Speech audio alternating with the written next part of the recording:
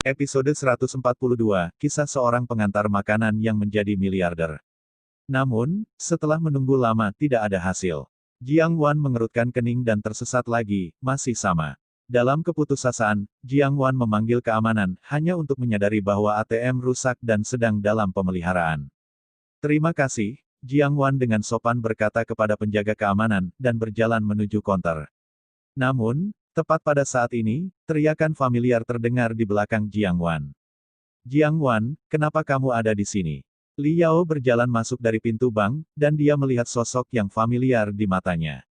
Bukankah Jiang Wan? Saat keduanya bertemu, mereka semua tersenyum sopan, menunjukkan antusiasme yang luar biasa. Li Yao. Jiang Wan tersenyum. Di antara alisnya, ada perasaan kebencian karena bertemu teman-teman lama. Di Universitas Liao, teman-teman sekelasnya juga berteman baik. Namun, setelah keluar dari universitas, keduanya jarang saling menghubungi. Bukan karena Liao begitu kejam dan tidak adil, tapi masyarakat ini seperti ini. Setiap orang sibuk dengan mata pencahariannya masing-masing. Bagaimana Anda bisa menemukan kedai kopi, minum beberapa cangkir kopi, dan berbicara tentang gosip terbaru, atau kosmetik dan tas baru? Li Yao juga memeluk Jiang Wan dengan sangat bahagia, tersenyum terbuka, sama sekali tidak seperti kekuatan dan pemujaan sebelumnya. Teh hijau yang khas Jalang. Yo, Jiang Wan, aku tidak melihatmu selama 3 tahun, apakah kamu semakin cantik? Mengapa aku tidak melihat suamimu William? Li Yao memandang Jiang Wan, dia masih sangat cantik dan temperamental, dan dia tidak bisa menahan perasaan sesuatu di dalam hatinya. Iri, tapi tidak menunjukkannya sama sekali. Namun, dia tampak sedikit berhati-hati saat bertanya tentang William. Semua orang tahu bahwa William telah sangat kacau dalam beberapa tahun terakhir, dan keputusan Jiang Wan untuk menikahi William adalah keputusan yang salah. Sekarang, begitu mereka bertemu, mereka berbicara tentang William, jelas dengan nada mengejek. Jiang Wan tersenyum, dan dengan sopan menjawab, dia bersama Kiki di rumah sakit. Kiki baru saja selesai operasi. Ketika Li Yao mendengar ini, dia terkejut, lalu dia mengajak Jiang Wan untuk berbicara tentang Kiki dan mengobrol lama sekali. Topik beralih ke William lagi, dan berkata dengan getir, Jiang Wan, jangan percaya apa yang saya katakan, pria saat ini sangat buruk. Ada begitu banyak orang yang mencari gundik di luar dengan istri di punggung mereka. Anda harus menjaga rumah Anda. William sudah pergi, tapi kamu tidak bisa membiarkan dia mencurinya. Meskipun dia tidak ada hubungannya dengan itu. Tapi bagaimanapun dia masih mencintaimu, kamu harus memperhatikan. Seperti aku sekarang, belum menikah, gratis. Li Yao berkata dengan jujur, alis mengaduk, terus mengamati perubahan ekspresi Jiang Wan. Jiang Wan tersenyum dan berkata, saya percaya William, dia tidak akan main-main di luar. Ketika Li Yao mendengar ini, alisnya berkerut, dan dia tiba-tiba berkata, ngomong-ngomong, saya tiba-tiba teringat orang yang baru saja datang. Saya melihat William di jalan, dan saya tidak tahu apakah saya harus memberitahu Anda tentang hal ini. Berpura-pura ragu, nafsu makan Jiang Wan cukup tertahan, dan yang terakhir bertanya dengan curiga, ada apa denganmu? Untuk apa? Li Yao melihat sekeliling untuk melihat pria itu, lalu mengeluarkan ponselnya, berkata, menyatakan sebelumnya, ini bukan niat saya jujur, saya tidak peduli untuk melihat, kamu harus tetap tenang, katanya, dalam tatapan curiga Jiang Wan, Li Yao mengklik video yang baru saja direkam secara diam-diam. Saat bermain, dia masih berpura-pura marah dan mengutuk dengan getir, Jiang Wan, lihat itu, aku bilang kamu masih tidak percaya. Saat ini pria semua adalah kebajikan yang bau. Tidak peduli jika dia di luar sana, lihat ini. William, berhubungan dengan seorang gadis berusia 20 tahun, dan masuk ke mobil lain dengan cara yang megah benar-benar tidak tahu malu. Setelah itu, dia menambahkan, saya tidak tahu di mana mereka sekarang. Tapi saya pikir mereka mengemudi ke arah yang sama dengan Hotel Hilton. Pada titik ini, Li Yao tidak mengatakan apa-apa. Jiang Wan akan menonton konten video, dan dia sangat terkejut dan marah. Meskipun dia percaya pada William, dia tidak marah jika dia menempatkan hal seperti itu di depan matanya. Intinya gadis di video itu cantik banget dan punya figur yang bagus, bahkan langsung memegang lengan William menariknya ke dalam mobil. Namun, amarah kembali menjadi amarah. Jiang Wan tidak menunjukkannya di wajahnya, tetapi berpura-pura tenang dan berkata, oh, ini adalah anak dari salah satu kerabat saya. Saya ada hubungannya dengan William. Saya tahu ini. Tiba-tiba, Li Yao panik. Tidak, Li Yao tidak berpikir Jiang Wan mengetahuinya, dan berspekulasi di dalam hatinya bahwa dia mencoba untuk berbohong. Namun, dia tidak bisa melihat kepanikan atau kemarahan dari wajah Jiang Wan. Sampai dia berpisah dari Jiang Wan, Liao masih memiliki tangan yang mencurigakan di sekitar dadanya, melihat punggung Jiang Wan, dan bergumam, apa karena tebakanku salah? Lupakan, tidak masalah, uang itu penting. Jika memungkinkan malam ini, ajaklah ayah tiran setempat keluar. Jiang Wan meninggalkan bank tanpa memeriksa saldo kartu banknya. Sangat marah. Duduk di dalam mobil, dia menelepon William dan bertanya dengan sengit, William, kamu di mana? William, yang diseret oleh Zheng Meilian, dibawa ke sirkuit Gunung Longyan, yang sangat terbuka dan sangat terbuka. Trek balap kelas atas. William tidak menyangka akan ada tempat ini di Sangjiang. Istriku, ada apa? Aku di luar, William melangkah ke samping, memegang boneka putri dengan satu tangan. Dengan siapa? Jiang Wan berkata dengan tenang. Tidak ada, hanya temanku. William kembali menatap Zheng Mei dan yang lainnya di sana, semuanya memandang diri mereka sendiri dengan mata aneh. Apakah itu? Bentak. Jiang Wan langsung menutup telepon. William sangat pasif. Ini, bagaimana situasinya? Ketika seorang wanita berbicara tentang temperamennya, dia marah. Hei, William, apa kau sudah menyelesaikan panggilannya? Benar-benar brengsek, bukan demam panggung. Di kejauhan, Li Fengkai tertawa dan mengejek, wajahnya penuh jijik. Hehe, kurasa dia bahkan tidak tahu tempat di sini, kurasa dia ngeri. Seorang gadis lain bersandar pada kuda liar merah, mengunyah permen karet, dan berkata nakal. Beberapa orang saling memandang, tertawa dan mengejek. Zheng Mei tidak mengatakan apa-apa.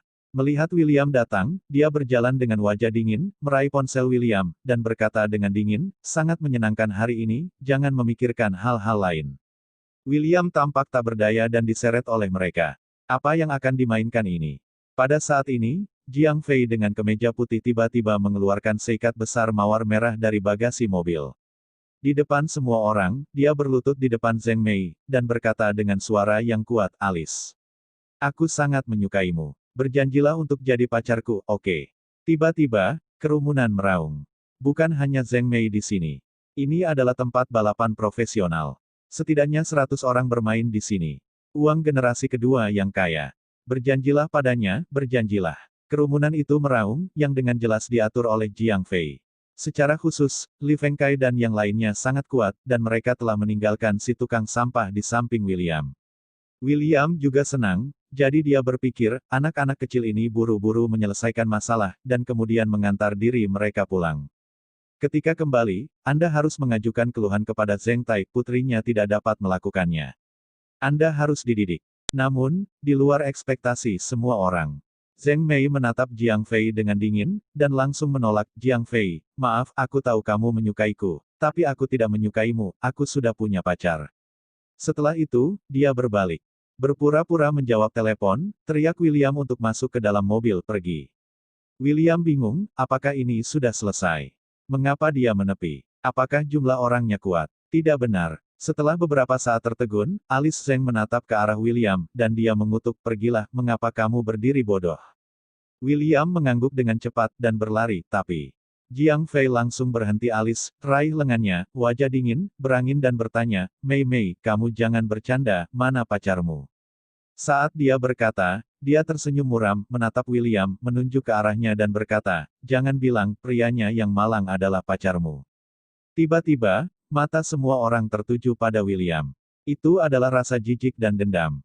William tahu itu akan menjadi buruk, dia tidak menyangka plot vulgar seperti itu akan terjadi padanya. Dia dengan cepat menggelengkan kepalanya ingin menjelaskan, tapi Zheng Mei yang putus dari lengan lalat berkata, ya, dia pacarku bagaimana, menolak menerimanya. Untuk menyelesaikan. Dalam hati William, 10.000 kuda lumpur rumput melintas. Zheng Mei ini jelas melakukan banyak hal. Bukankah dia punya teman pria lain, dia bersikeras menarik orang asing untuk menjadi pacarnya. Ini bukan untuk menyalahkan Zheng Mei, hanya Zheng Tai yang terlalu banyak berbicara tentang William. Zheng Mei berpikir bahwa pria seperti itu cocok menjadi pacarnya, jadi dia menemukan William. Namun, dia sangat kecewa, dan kewalahan. Jiang Fei segera mengarahkan pandangannya pada William, berjalan ke arahnya dengan sangat dominan, dan secara provokatif berkata, meskipun Mei Mei berkata begitu, aku benar-benar tidak percaya, kamu berpakaian sangat buruk. Bisakah kamu jatuh cinta padamu? Ayo kita bicara, berapa banyak yang dia berikan untuk akting. Aku berlipat ganda, dan kamu segera berguling dari sini ke gunung. Hahaha, ada ledakan tawa dan ejekan. Zheng Mei tidak tahan melihat begitu banyak orang menatapnya dengan mata buruk, menginjak kakinya dengan marah, menunjuk ke arah Jiang Fei dan berteriak, Jiang Fei, percaya atau tidak, dia adalah pacarku, aku akan pergi sekarang, biarkan mereka beri aku jalan. Li Fengkai telah membawa orang-orang bersamanya, dan melaju di jalan menuju tempat tersebut sampai mati. Mau pergi? Oke, selama dia berlari satu lap denganku, dan jika dia menang, kamu bisa pergi kapan saja. Jika kalah, kamu harus setuju untuk menjadi pacarku.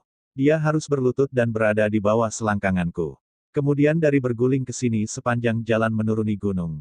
Jiang Fei berkata dengan ekspresi dingin, dengan alis provokatif, sangat arogan dan mendominasi. Teman, siapa yang menyuruhmu untuk menemaninya berakting, selama itu pria yang dekat dengannya, aku akan bermain sampai mati. Jiang Fei mendekati William dan menepuk pundaknya, matanya dingin. Yang lain memandang William dengan jijik. Sekarang, si idiot ini pasti sudah mati.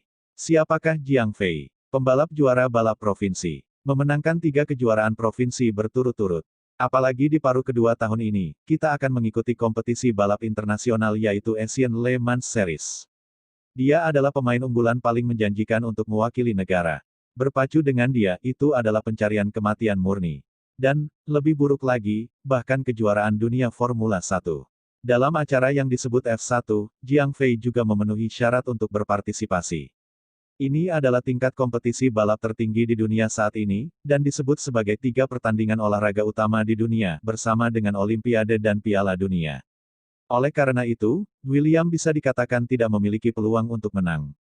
Terlebih lagi, dia memiliki penampilan yang buruk sehingga dia bahkan belum pernah menyentuh mobil sebelumnya, bukankah dia sedang menangkap bebek di rak? William mengerutkan kening dan wajahnya kusam, tanpa diduga, dia dipandang rendah oleh beberapa anak muda. Kuncinya adalah sikap pihak lain yang terlalu sombong, yang membuat William sangat tidak senang. Dia ingin menolak tapi kegelisahan di hatinya membuatnya ragu.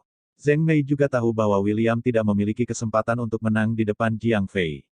Dia menginjak kakinya dan berkata dengan marah, Jiang Fei, apakah kamu sengaja? Di mana dia tahu cara balapan? Saya tidak akan menyetujui permintaan Anda. Ayo pergi. Setelah itu, Zheng Mei hendak menyeret William pergi. Namun, untuk harapan semua orang, William menunjuk kain gigi putihnya dan tersenyum, oke, kemudian berlari 1 putaran dan lakukan apa yang kamu katakan, tetapi jika saya menang, pertama-tama kamu harus memberikan kepada saya maaf, kedua, bagaimana mobil Anda? Bersambung.